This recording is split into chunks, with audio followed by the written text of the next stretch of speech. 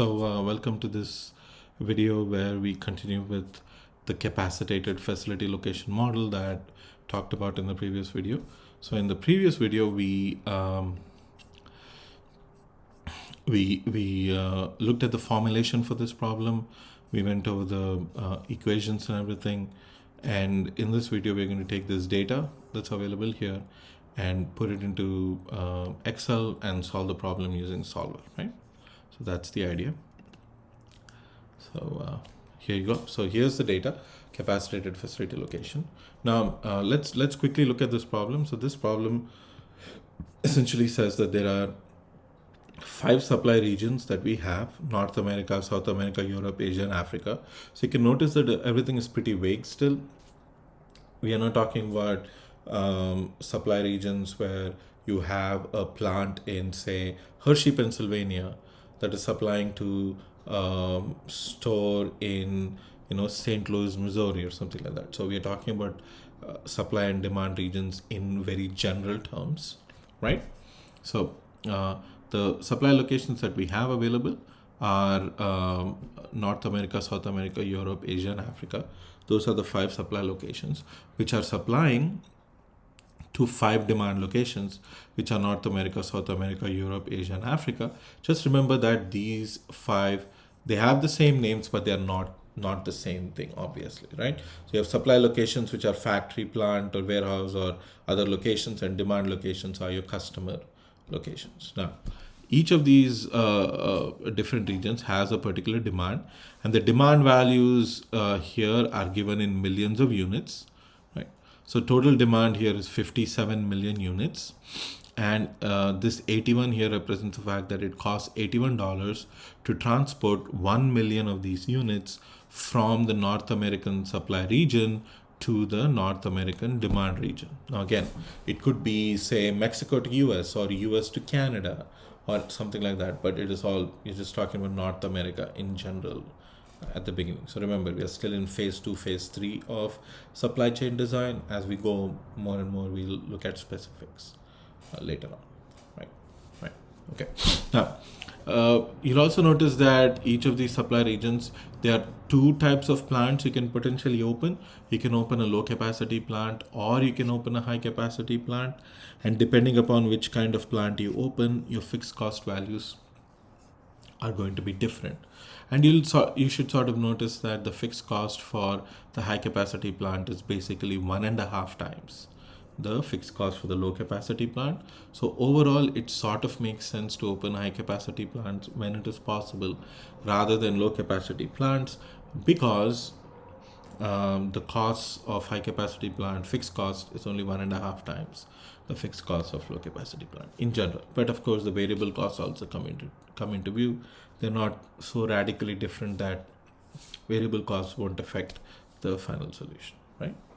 Now, because we are trying to open 2 different types of plants, I'm going to look at an alternate way of looking at the same data, where instead of having 2 separate columns for high capacity, low capacity, I'm going to put them all into a single place. So I'm going to distinguish each of my regions I'm going to take each of my regions and split them up into 2 different pieces. So an alternate way of looking at the same data is this way. So instead of just having a North American supply region, I'm going to have a North American low capacity supply region, and I'll have a separate North American high capacity supply region, which means that this here represents the opening a high capacity plant in North America, and this here represents the fact that you are opening a low capacity plant in North America. Now, this makes it easy. If you remember the mathematical formulation, it sort of makes use of this sort of formulation, so it's easy, and that's why we're going to set it up this way. So we already went through the mathematical formulation, so now let's set everything up in Excel and solve it. So I'm going to begin with first setting up the space for the decision variables. Let me do that.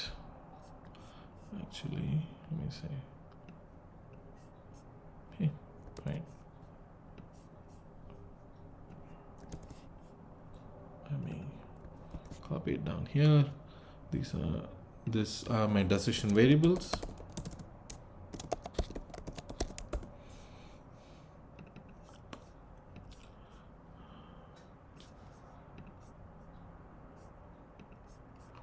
these are the open close variables.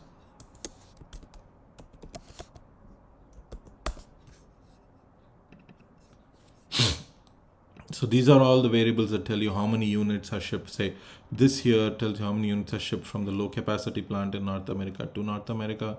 This is the low capacity plant in Asia to Asia, or low capacity plant in Africa to Europe, or low capacity plant, high capacity plant from Europe to Asia. So these are the numbers that represent that. So what I'm going to do is I am going to put borders around them. That's what I like to do. And then I'm going to color them. Let me say blue for these and orange for the other. Yeah. So these numbers here, once you solve the problem, the numbers here will tell you how many units are transported from which plant to which location. And these variables here represent our Y variables. They'll either be ones or zeros. Ones if that particular plant is open, zero if that particular plant is not open. So one thing you'll notice here is that the way we set this problem up and the way it is presented in the textbook, it is possible for us to open a high capacity plant in North America and a low capacity plant in North America, do both at the same time. Now, what we'll do is in the next video, I'm going to go over some of the variations that you can have in this particular model. And there we'll talk about what happens if you can only open one sort of plant in North America, either a low capacity or a high capacity, or all the different continents. If that's the case, then what will the solution look like, right? So we'll get to that, but first let's look at the basic formulation where you have the decision variables xij's and the decision variables yi's, right? So once you have the decision variable, the next step is the objective function. So the objective function is a sum product function. So as usual, I'm going to write a sum product function. We are multiplying all the variable cost values with the corresponding number of units that are transported from each of these supply locations to the corresponding demand locations. So first I'm going to multiply the variable cost values, just the variable cost values, by the way. We are not including the fixed cost or demand here. So variable cost values and the corresponding decision variables. So these decision variables tell us how many units are transported, right? So times the particular cost is what you have here. So that's the first part of the cost, which is the variable cost, and then the fixed cost. So fixed cost is all of these numbers multiplied by the corresponding y values, because if the value is 1, then we incur this cost, otherwise we do not incur this particular cost. So because we have the cost values right next to each other and the decision variables right next to each other, we don't need to write them as two separate sum product functions. We can just write them as a single sum product function where I'm choosing all my variable and fixed cost values. And I'm going to say comma and all my decision variables, right? So you have the variable cost, fixed cost. So these are all the cost values. And then of course you have the xij and the yi variables. So that's the total objective function. And we're trying to minimize that function. So something went wrong. Now this is something that you should absolutely keep track of. So you'll notice that the shape of these two is different because this has 5 columns and 10 rows. This has 10 rows but 6 columns. The thing that we missed is the fact that we have to include the fixed cost value. So 6,000 times this number, whether it's ones or zeros, 4,500 times this number, and so on. So this includes the So this is how we set up this particular sum product function, right? So we can write a single sum product function. Good. So those are decision variables. Now let's write the constraints. So again, we'll have 3 sets of constraints. Basically, we have supply constraints or capacity constraints. Though it just means the same thing. Then we have demand constraints, and of course we finally have our binary constraints. So let's begin with the supply constraints, right? So because they're supply constraints, I'm going to use my names here, supply names, call this supply constraints. All right. This is the amount supplied from this particular location. Then of course we have supply available or capacity, however you want to call it. It's the same thing, right?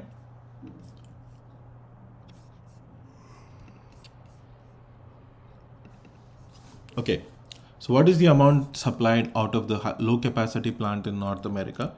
The sum of the total number of units that are shipped from the low capacity plant in North America to all the different regions. Remember, don't include open close. This is the total amount of supply going out of the low capacity plant in North America, and this has to be less than or equal to the supply that is available there, and the supply that's available there is 10 million units if we open that plant. So if we don't open the plant, the capacity that's available, North American low capacity plant, if it's not open, then the capacity is zero supply that's available. Otherwise, it will be 10. And it can only be 10 if this Y value is 1. Given the cost and everything, it's likely not going to be 1, right? So North American low capacity plant, so I'm going to use both of them and just copy my formula down, right? So this way, for example, here I have all the supply coming out of the high capacity Asian plant, and that has to be less than or equal to the capacity that's available in the low capacity Asian plant, high capacity Asian plant, which is 20 million units times whether or not that particular plant is open, or particular location is open, right?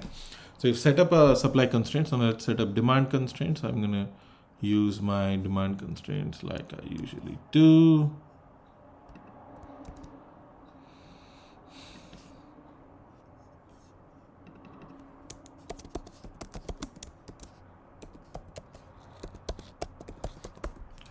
That's my demand constraint, right? So our demand constraint is that the total demand at a particular location should be equal to the demand. So sum of all the supply coming in to the North American supply region, all the supply coming in should be equal to the corresponding demand value, which is 12 million units, right? So total supply coming out of the coming in to the North American region should be equal to 12 million units. So once that's done, let me just recheck the formula. This is sum of all the supply. Yep.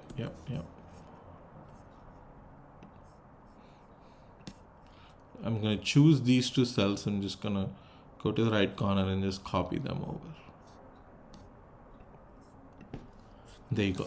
So these are my demand constraints. So total demand at different locations is less than or equal to the corresponding, equal to the corresponding demand, not less than or equal to, but equal to, right? Okay, so this is the amount supplied, and this is the demand. Okay. Now, once we're done, the next thing is to put it into the solver, because the binary variable, we are going to directly put it into the solver there. So let's look at the solver. This is going to be a slightly longer video, but that's okay. So the objective, so we have the objective function right here, A28, so that's the objective. And the objective is to minimize total cost, so I'm going to choose minimum.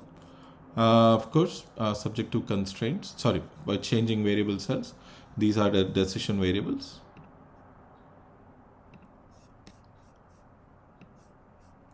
So when you choose decision variables, don't forget to choose the 1-0 variables also. So the binary variables are also part of the decision variables, right?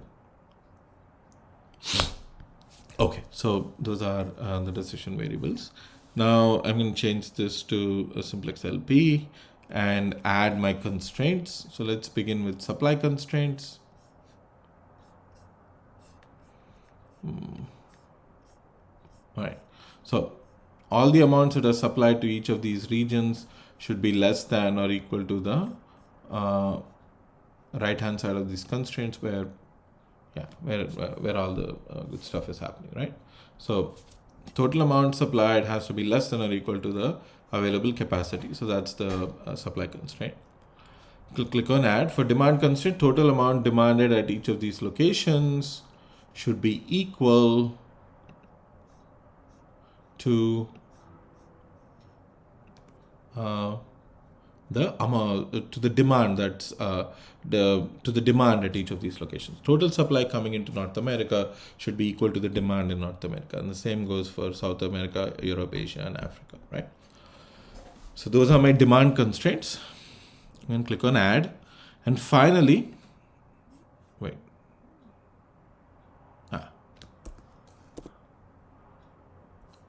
Nope.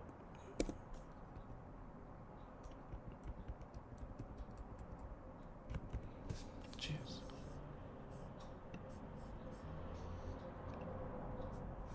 Okay. Now the final constraint that we need to add are the binary constraints. So the way you add binary constraint is you click on add, and in the middle where you have the less than greater than option, if you click on the drop down box, you'll notice there are multiple options. Now there are 3 extra options here other than less than, greater than, and equal to. One is int, the other is bin, and the final is diff. So diff means that the variables are -1 or +1. So those are used in some special sorts of context, but not here. Now int, it's not int obviously, because int means that it can be any integer. What we are saying is that these variables can only take 2 values, zeros and ones, which makes them binary variables, right? So those are the binary variables. And that's pretty much it, right? Right. So, oops, sorry.